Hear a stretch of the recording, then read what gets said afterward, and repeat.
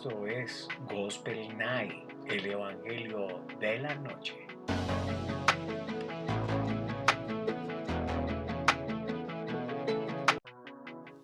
Muy, pero muy buenas noches, queridos amigos. Hoy estamos acá en Gospel Night, el Evangelio de la Noche. Y de verdad que es importante lo que estamos viviendo hoy en todo el mundo.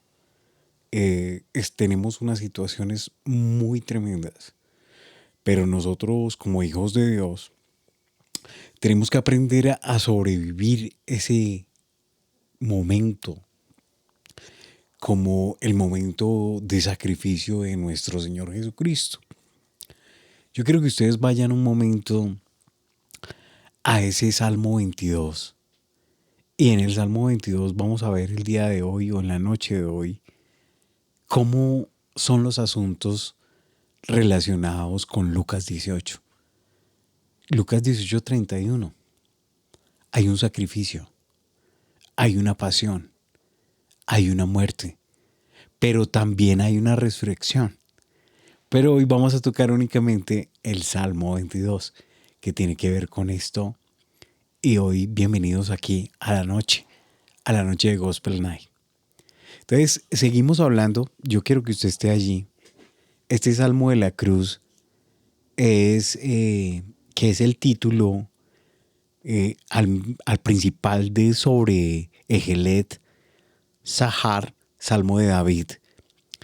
Y es una oda de singular excelencia, quien fue encargada al más excelente de todos los cantores del templo, pues es señalado entre 10,000 y merece ser exaltado por el músico principal, ya que no corresponde a cantores de segundo orden ocuparse de tal excelsa labor. Saquemos de ello correspondiente a la lección y aprendamos que cuando de alabar a Jesús se trata, hemos de poner en juego nuestras mejores habilidades. Las palabras Ajelet Shahar, que en hebreo es Ayelet Hashar, ¿sí? Y nos pueden dar esta orientación para que nosotros entendamos que esas palabras son enigmáticas y su significado es incierto. Algunos creen que hacen referencia al instrumento musical utilizado en ocasiones especiales de duelo y lamento, pero la mayoría de exégetas se adhiere a la traducción tradicional que figura en la nota marginal. O sea, se refiere a las notas marginales de la versión inglesa King James de la Biblia en su edición de 1611.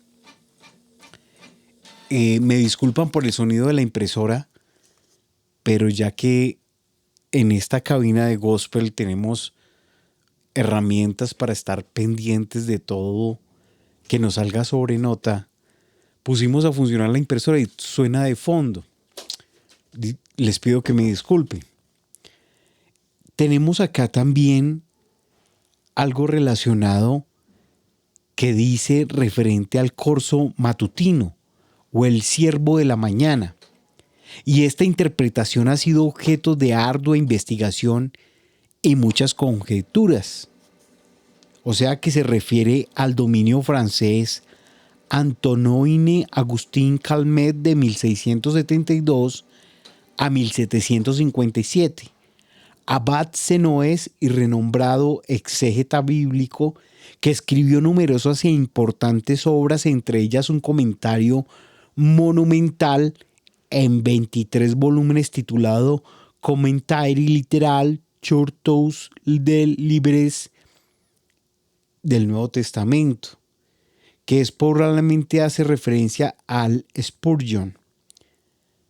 Cuando nos damos cuenta que se adhiere a esa misma idea convencido de que entre todas las cosas diferentes o conjeturas, esta es la más probable, aunque a un nivel personal estima que lo mejor sería no buscarle significados ni hacer interpretaciones, pues lo más plausible es que se trate meramente de un título arbitrario y sin un significado concreto, ya que los orientales solían incluir habitualmente a sus cánticos títulos de esa índole. Pero son tantas las veces que al Señor Jesús se le compara a un corzo y la caza cruel de la que fue objeto, se describe tanto dramatismo en este salmo conmovedor que no podemos por lo menos considerar que el título describe al Señor Jesús bajo una metáfora poética bien conocida.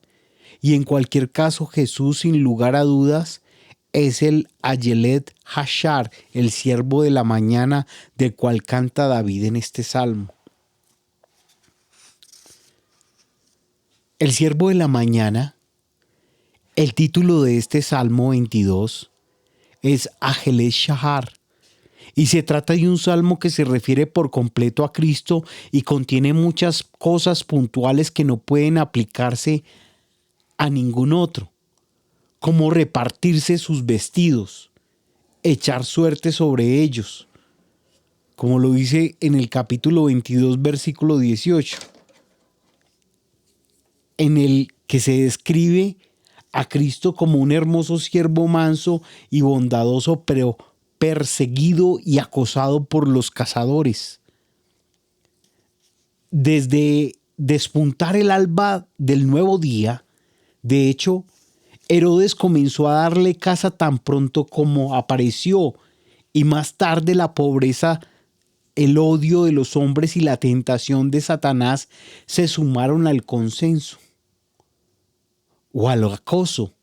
De hecho, siempre hubo algún perro o toro o unicornio siguiéndole los pasos dispuesto a atacarle, y justo acababa de finalizar su primer sermón cuando ya los cazadores lo rodearon decididos a darle muerte. Pero fue más ligero que ellos y se les escapó. La iglesia desde su época más temprana ha comparado siempre al Mesías con un corzo cervantillo sobre las montañas, escuchando la voz de su amado, que viene saltando sobre los montes, brincando sobre los collados. Pues ya al despuntar el alba junto al inmenso día, o al comienzo del día, se le vio en las cercanías del templo y junto a los cercados de las viñas.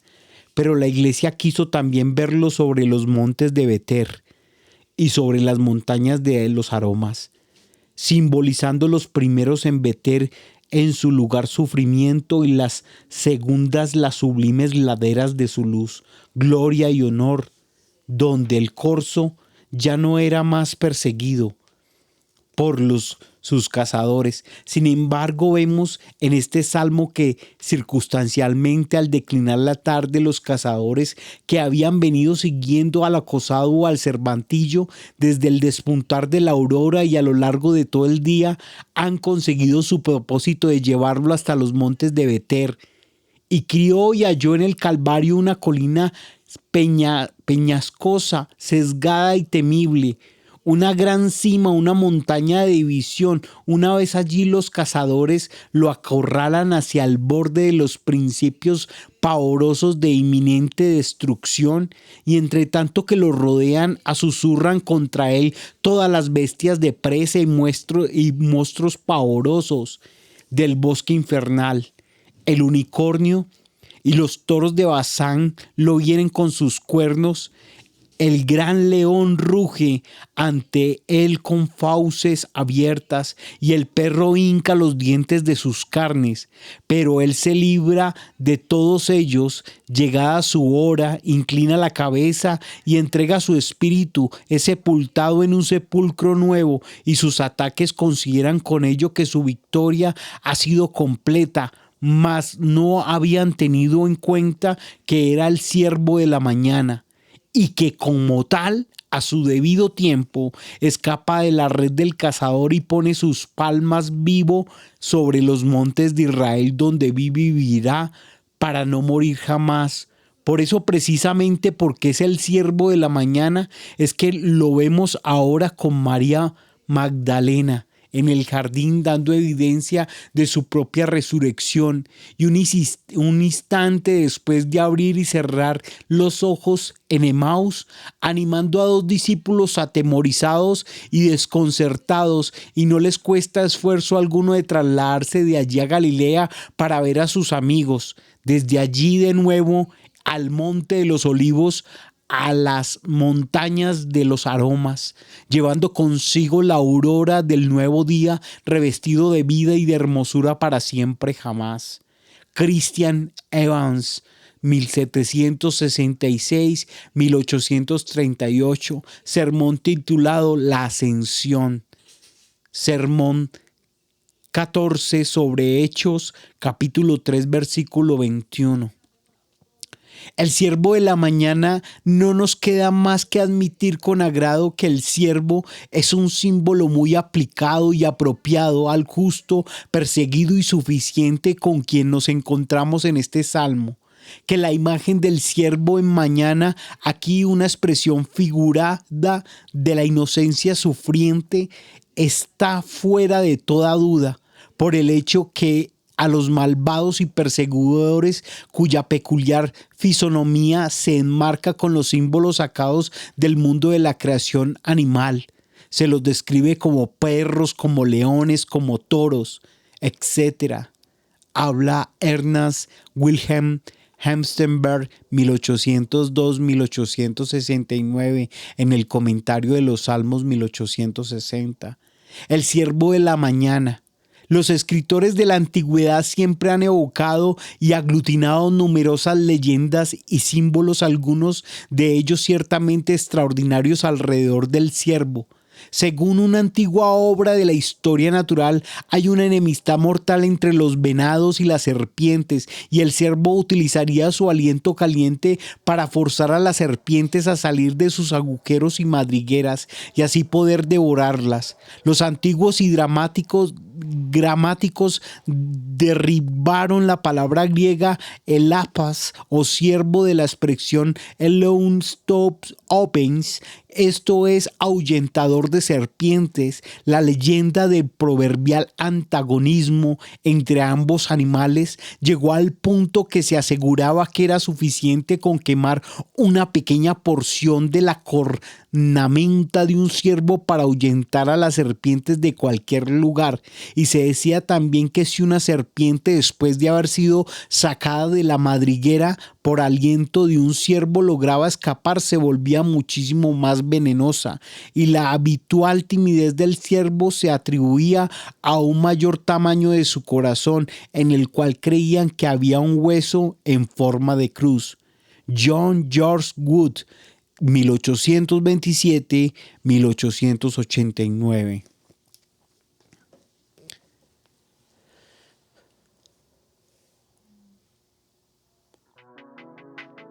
Esto es Gospel Night, el Evangelio de la noche.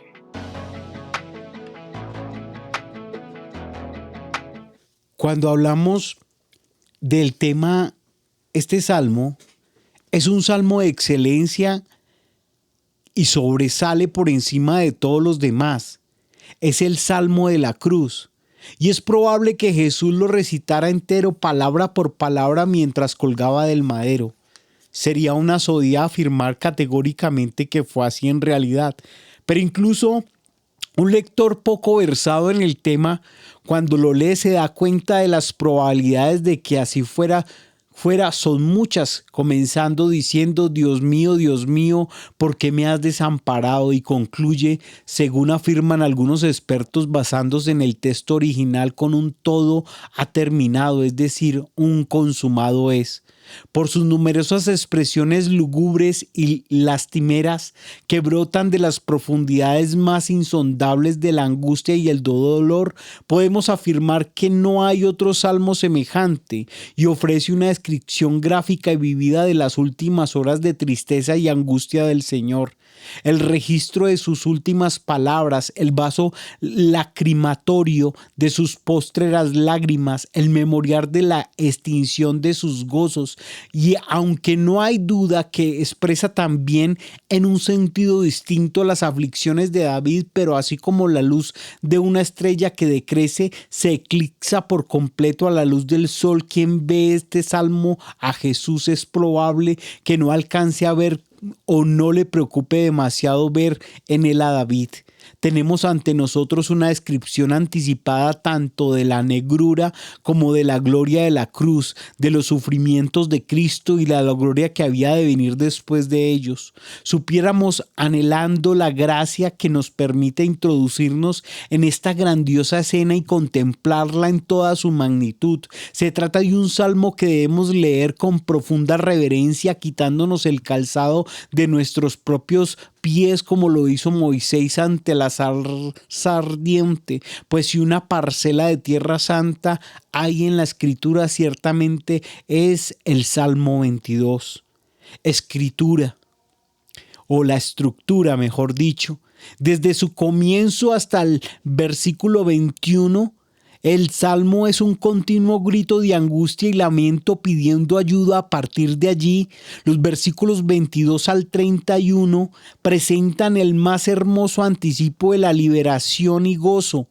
La primera sección, que está del 1 al 21, puede subdividirse en dos partes. La forman los versículos 1 al 10, donde se plantea una súplica de la apelación basada en la relación del pacto, y la del 11 al 21, donde se hace un grave y emotivo ruego basado en la enmienda del peligro. Charles Spurgeon.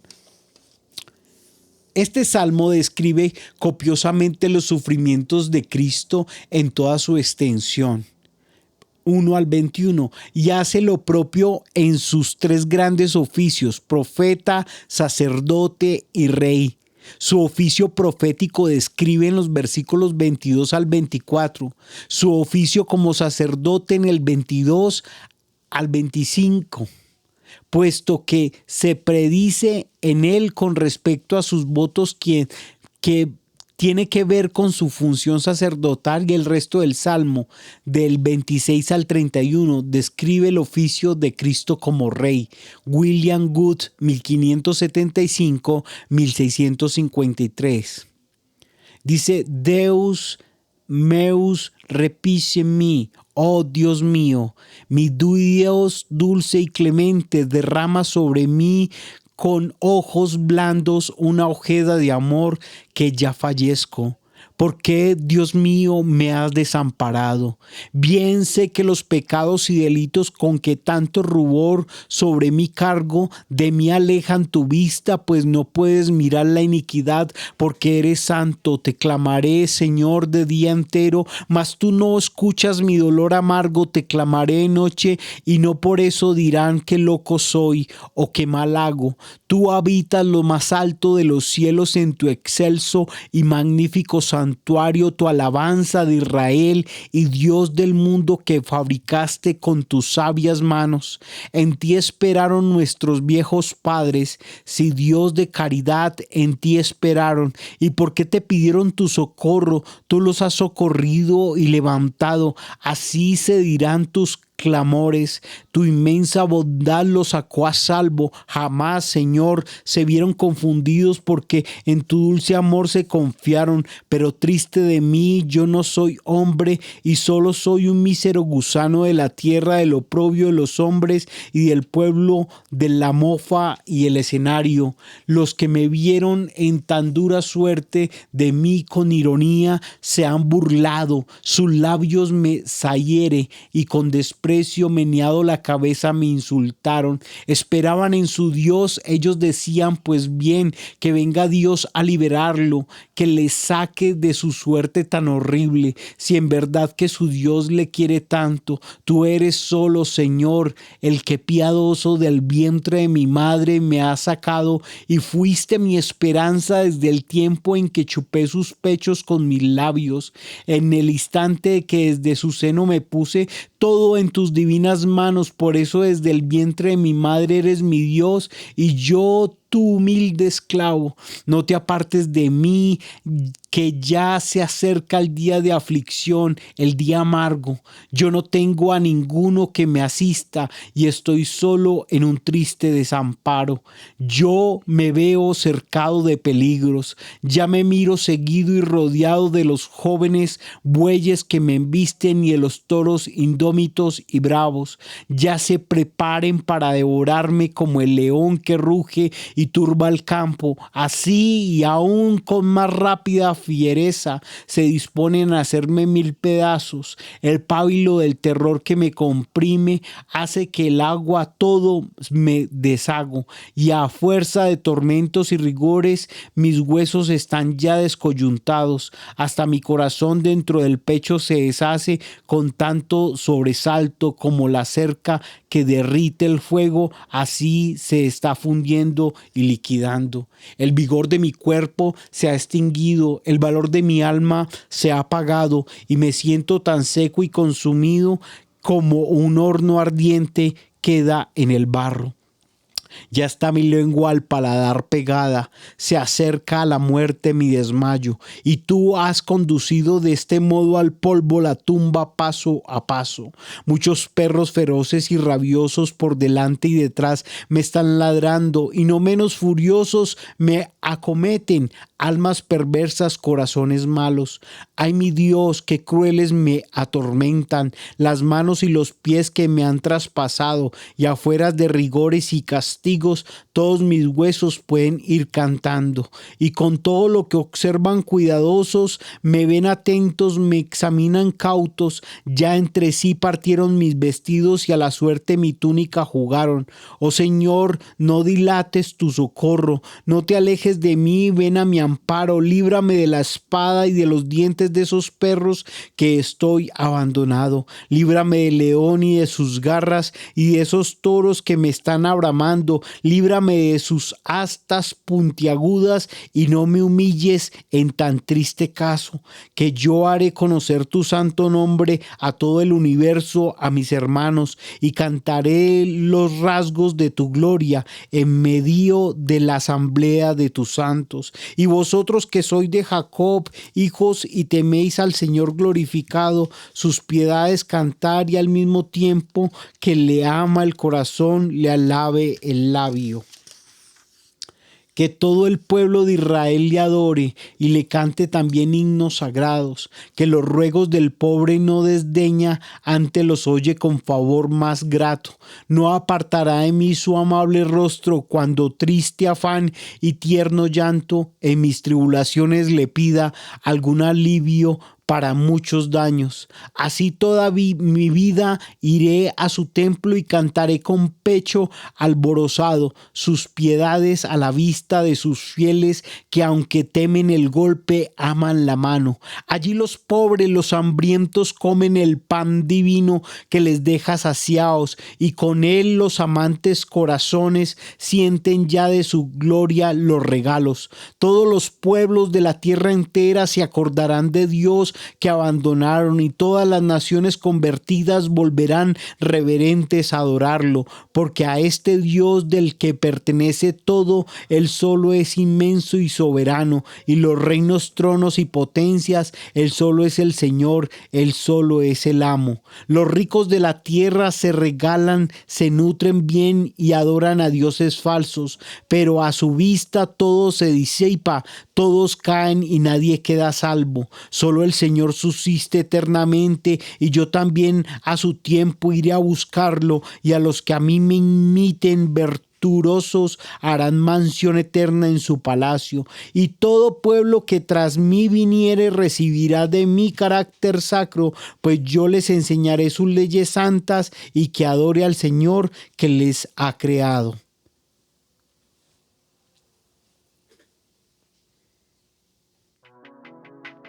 Esto es Gospel Night, el Evangelio. El salmo completo es el Salmo 22 y es como una gema entre los demás salmos. Y su contenido obtenido de esta manera peculiar, excelente y digno de mención, contiene la descripción de los sufrimientos de Cristo, profundos, intensos, sublimes, cuando agonizaba en medio de los terrores de la muerte y las punzadas de la ira divina que sobrepasan toda capacidad humana de entendimiento y comprensión.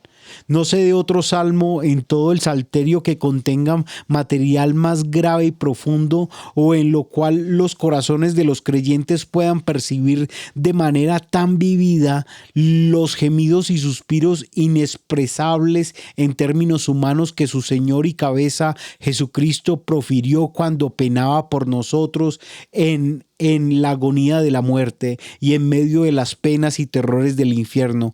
Por tanto, debe ser altamente apreciado y valorado por todos aquellos que están familiarizados con las tentaciones de la fe y con los conflictos espirituales. Martín Lutero, 1483-1546. Este salmo da mucho más la sensación de una narración histórica que la de una profecía. Casiodoro 485-583. Este salmo debe ser estudiado y aplicado palabra por palabra por entero y en todos sus aspectos única y exclusivamente a Cristo, directamente sin ningún tipo de alegoría, tropo o anagonía. Reinhard Barcius 1587-1653. Una profecía sobre la pasión de Cristo y la vocación de los gentiles. Eusebio de Cesarea 267-338. Versículo 1. Dios mío, ¿por qué me has desamparado? ¿Por qué estás tan lejos de mi salvación y de las palabras de mi clamor? Dios mío, ¿por qué me has desamparado? ¿Por qué estás tan lejos de mi salvación y de las palabras de mi clamor? Revisión Reina Valera 1977. Dios mío, ¿por qué me has abandonado? Lejos estás para salvarme, lejos de mis palabras del lamento. Nueva versión internacional. Dios mío, ¿por qué me has abandonado? ¿Por qué estás tan lejos de mi salvación y de las palabras de mi clamor? Biblia de las Américas. Dios mío. Y este fue el grito sorprendente del Gólgota. Elí, Elí, lama sabactini.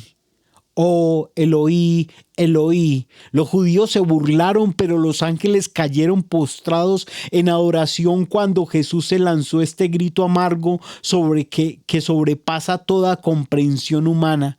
Contemplados aquí a nuestro sublime Redentor clavado en el madero, de manos y de pies. ¿Y qué vemos? ¿Qué escuchamos? Si tenemos oídos para oír, oigamos, y si tenemos ojos para mirar, miremos. Observemos la escena con santo asombro y notemos los destellos de luz entre las horribles tinieblas de este insólito y turbador mediodía, medianoche. En primer lugar, la fe de nuestro Señor, que sobresale y demanda nuestra reverente imitación. Vemos como Jesús, aún en medio de los más terribles sufrimientos, sigue agarrado con ambas manos a su Dios y grita por 2 veces: Dios mío, y el espíritu de adopción del Hijo del Hombre seguía intacto, mantenía toda su fuerza y vigor y no dudaba ni cuestionaba en nada su relación con Dios. O si nosotros fuéramos capaces de imitarlo en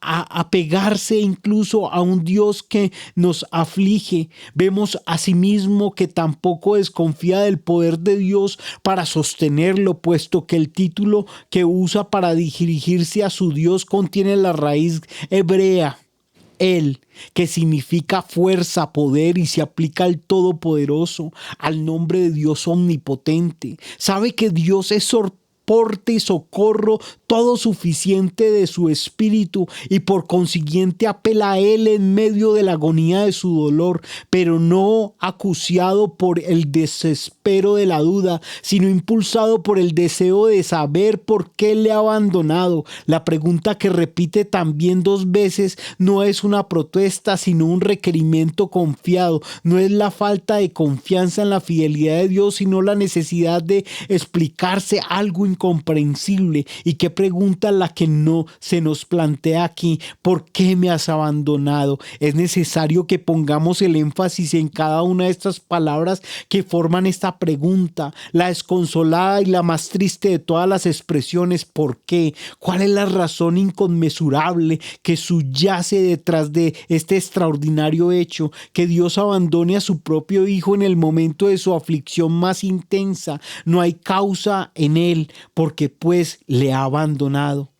Haz, Petrérito perfecto que expresa acciones realizadas en el pasado y que perduran en el presente. Es decir, el abandono es algo que ha sucedido, que ha tenido lugar ya, pero persiste, continúa, y por tanto el Salvador está experimentando sus efectos pavorosos cuando formula la pregunta. Se trata, por tanto, de una pregunta fundamentada, razonable y razonada, por más que resulte misteriosa. No se trata de un simple temor o amenaza de abandono. Lo que hace que aquel es nuestra seguridad eterna clame ahora de ese modo, sino el hecho de estar experimentando y soportando ese abandono de manera real y efectiva en todo su ser, con toda su dureza. Abandono. Si me hubieras castigado, podría soportarlo, porque aún en medio del castigo tu faz resplandería sobre mí, pero abandonarme del todo. ¿Por qué, Señor? ¿Por qué? Tú. Puedo entender que el traidor Judas y el tímido Pedro me hayan abandonado, pero que tú, mi Dios, tu fiel amigo, me hayas abandonado. Esto es lo peor de todo, y mucho peor que todo. Lo demás, junto a la separación entre el alma y Dios, es la que más temible y pavorosa de todas las llamas del infierno. A mí, soy tu hijo inocente, obediente, sufriente. ¿Por qué me abandonas permitiendo que perezca la imagen de nosotros mismos sometidos a la penitencia y a la visión de Jesús clavado en la cruz a través de los ojos de la fe? Es lo mejor que puede explicarnos esta misteriosa pregunta. Jesús es abandonado a causa de nuestros pecados que se han interpuesto entre nosotros y Dios. ¿Por qué estás tan lejos de mi salvación y de las palabras de mi clamor? Lejos estás de la sálvame, lejos de mis palabras de lamento, mis palabras de lamento, más literalmente el rugido de mis palabras. El varón de dolores había estado orando hasta quedar sin aliento, y debido al estado en que se encontraba ya no alcanzaba a lanzar más que lamentos y rugidos, como los rugidos de un animal herido, hasta tal extremo que llegó el sufrimiento de nuestro Maestro. Cuántos gritos y lágrimas tuvo que lanzar para quedarse de ese modo afónico, incapaz de pronunciar palabra y emitiendo solo rugidos. Cuál no tuvo que ser su angustia al describir su propio nombre. A quien amaba y el quien confiaba se había apartado de él, y no solo no le proporcionaba ayuda, sino que parecía haber incluso oídos sordos en su oración. Esta fue en realidad la causa que le hizo rugir, pero había una razón más importante que lo justificaba. También sabemos todos aquellos que ahora descansamos en Jesús como nuestro sustituto. Charles Spurgeon. Dios mío, ¿por qué me has abandonado? Contrastemos esta pregunta con la que comienza el Salmo, con la declaración enfática que Jesús a sus discípulos en el Evangelio de Juan: mas no estoy solo, porque el Padre está conmigo. Que las palabras con las que David abre el Salmo 22 son proféticas y por tanto palabras de Cristo en la cruz. Es algo que está fuera de todo cuestionamiento, y no hay un solo creyente verdadero que ignore o ponga en duda el problema. Es otro: ¿cómo resolvemos la supuesta contradicción que plantea la misteriosa pregunta de Jesús en la cruz, su contundente afirmación que encontramos en Juan? Respuesta: una cosa es hablar impulsados por la aflicción y el sufrimiento presente y temporal, y otra confiar en una deidad a la que permanecemos ligados eternamente por una unción inquebrantable. La condición de Cristo en lo que respecta a su naturaleza humana no a la divina. Era en todos sus aspectos externos idéntica a la nuestra, y nosotros sabemos bien por nuestra experiencia como creyentes que a veces nos enfrentamos a situaciones tan extremas en las que nuestro estado anímico es tan deplorable que nos da la sensación como si Dios nos hubiera abandonado para siempre. Por ello, Cristo, con el propósito de enseñarnos a clamar al Dios Padre con la misma naturalidad con la que lo hace un bebé a su progenitor, igual que hacen algunas veces los padres con los niños, para doblegar su voluntad dan un portazo y con pasos simulados les hacen creer que se han marchado de la casa dejándoles solos, abandonados, aunque en realidad no sea así. Cristo nos brinda, siendo un hombre verdadero, un ejemplo para ilustrarnos su extrema sensibilidad con respecto a los nuestros a través de sus propios sufrimientos, puesto que en lo referente de su naturaleza divina es evidente que entre Cristo y el Padre no pueden existir jamás forma alguna de separación. Por tanto, no cabe de pensar en este aspecto de que Jesús Dios estuviera solo o abandonado en ningún momento, puesto que el Padre permanece con él. William Street, 1600-1666.